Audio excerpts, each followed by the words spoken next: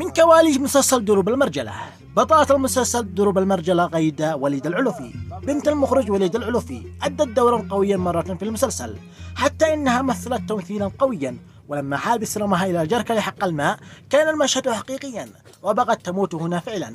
نقول إنها مخاطرة، ولكن كانت المخاطرة لأجل المشاهدين. وهذا المشهد من كواليس عندما قام الفنان صالح العولقي المدعو مقناص للاعتذار من غيداء العلوفي المدعوة بقمر، وكانت قمرا حقيقيا للمسلسل دروب المرجلة.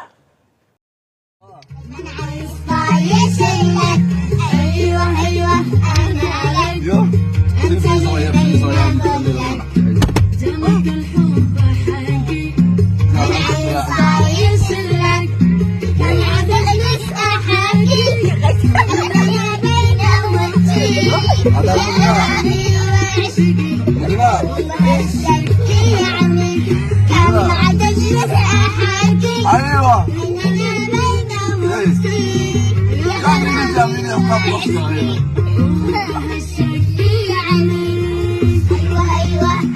طبعا الاخت غيدة زعلانه مني سبب مشهد صورناه، وانا راضيها قلت لها كم؟ قلت لها بنت 4 ايام 4 ايام في 5 ايام وهذا عادي. شعرش حالي